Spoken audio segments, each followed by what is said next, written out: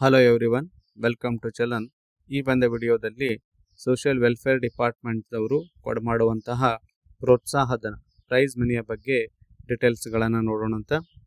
First ಅಟೆಂಪ್ಟ್ನಲ್ಲಿ 60% ಅಥವಾ ಅದಕ್ಕಿಂತ ಹೆಚ್ಚು ಪರ್ಸೆಂಟೇಜ್ ಜೊತೆಗೆ ಪಾಸಾದಂತಹ ವಿದ್ಯಾರ್ಥಿ ಮತ್ತು ವಿದ್ಯಾರ್ಥಿನಿಯರಿಗೆ ಪ್ರೋತ್ಸಾಹಧನವನ್ನು ಸರ್ಕಾರ ಇಲಾಖೆಯಡಿ ನೀಡ್ತಾ ಇದೆ.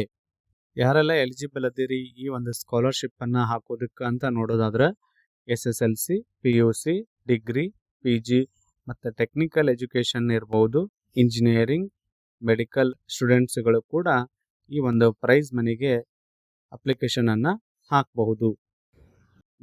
ನಿಮ್ಮ ಬ್ರೌಸರ್ ಒಳಗೆ SC ಪ್ರೈಸ್ ಮನಿ ಅಂತ ಕ್ಲಿಕ್ ಮಾಡಿದ್ರೆ ಈ ರೀತಿಯಲ್ಲಿ ಪೇಜ್ ಓಪನ್ ಆಗುತ್ತೆ.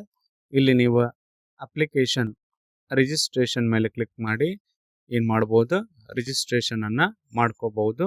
ಇಲ್ಲಿ ಒಟ್ಟು 5 ಸ್ಕೀಮ್ಗಳು ಕಾಣ್ತಾವೆ ನಿಮ್ಗೆ. ನೀವು SSLC ಮೇಲೆ ಹಾಕ್ತಾ ಇದ್ರಿ ಅಂದ್ರೆ SSLC ಅಂತ ತಗೋಬೇಕು.